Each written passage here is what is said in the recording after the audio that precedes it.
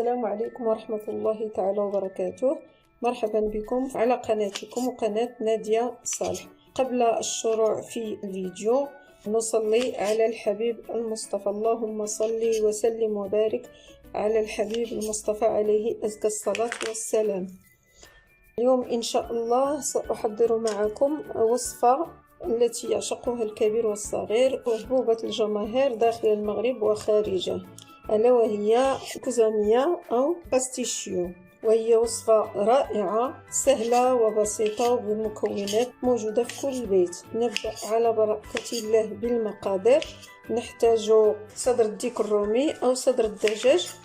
أنا هنا استعملت صدر الديك الرومي، قطعته إلى قطع صغيرة أو إلى مكعبات، وأحتاج هنا إلى 4 حبات من البطاطس قطعتها إلى أصابع. من لا يريد قلي البطاطس يمكن رشها فقط بالقليل من الزيت النباتي، تقريبا 2 ملعقتين، ورشها بالملح وبعض البهارات أو بعض التوابل، ونصففها على صفيحة مكسوة بورق الزبدة، وندخلها إلى الفرن حتى تصبح قرمشة وتكون أقل ضررا من المقلية في الزيت النباتية. من بعد ما قطعت ديك الرومي إلى قطع صغيرة سأضيف القليل من الخل مقدار ملعقة كبيرة، والملح حسب الذوق، والقليل من الإبزار. هذه هي التوابل التي تكون في الكوزامية. وسأضيف إليها فصوص من الثوم، يمكن إضافة بودرة ثوم فقط إذا كانت موجودة. سأقوم بخلطها. الكوزامية الأصلية تكون صلصتها بيضاء غير متبلة بالتوابل الأخرى، يكون الملح والإبزار فقط. سأضع هذه القطع تتشرب هذه المكونات. إذا لاحظتم لم أستعمل لا توابل لا بهارات أخرى ولا قزبرة ولا بقدونس. سأضعها جانبا تتشرب الملح والإبزار والخل. وسأقطع البطاطس إلى أصابع طويلة. سأقوم بغسلها من النشا. سأضع القليل من الملح حتى تفقد السائل الذي كان بداخلها، وعند قليها ستصبح مقرمشة.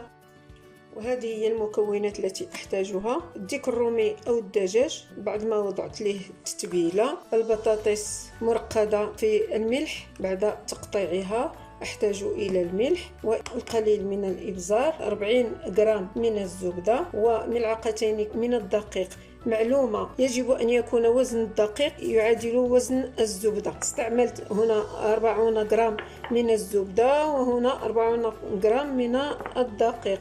كما أحتاج إلى جبن السندويتشات والجبن الأحمر ونصف لتر من الحليب، يمكن إضافة الحليب. كما أضيف المقرونية أي شكل تحبونه. سأضعها في الماء المغلي مع القليل من الملح. أبدأ على بركة الله بطريقة: أضع المقلاة على النار،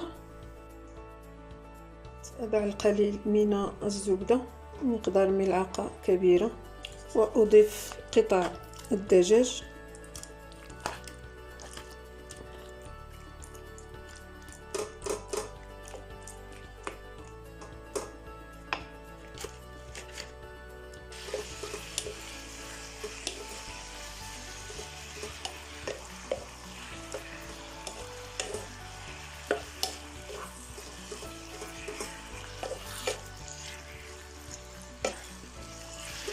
يمكن قلي البصل ثم إضافة الدجاج. الدجاج أصبح جاهزا.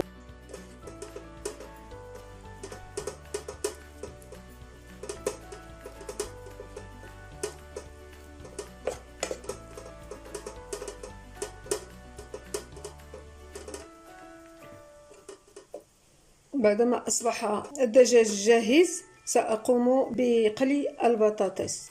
البطاطس أصبحت جاهزة.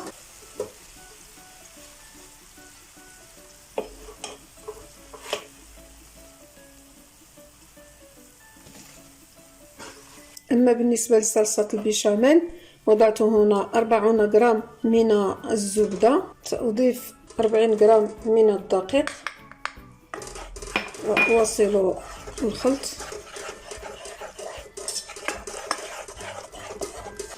وأضيف الحليب، زيادة الحليب شيئا فشيئا مع إضافة ما تبقى من الحليب. وعندما يصبح البشاميل ثقيل سأضيف إليه الجبن الأحمر الكمية التي تحبون. يمكن إضافة الموتزاريلا، يمكن إضافة جبن المثلثات، لكم الاختيار.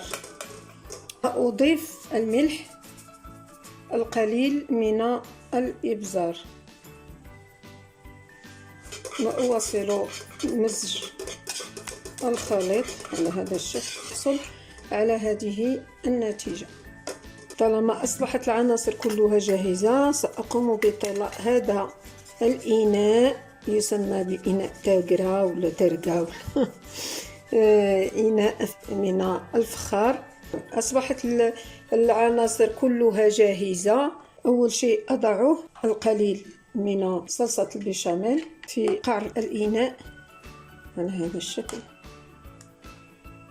وأضع القليل من البطاطس. معذرة لم تكن الكاميرا تسجل. سأضع قطع الديك الرومي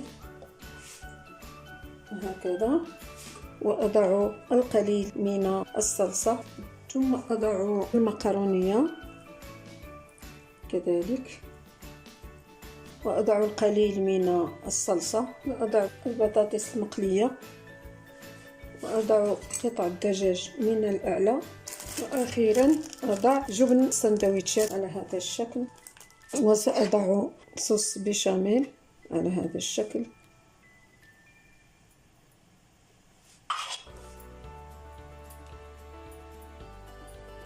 وأرش عليه الجبن الأحمر. وهذا هو الشكل النهائي. بعد وضع العناصر كلها في الطاجين المخصص سأدخل الأطباق إلى الفرن مدة 10 دقائق إلى 15 دقيقة، لأن العناصر كلها مطهية. وسنلتقي لنرى النتيجة النهائية.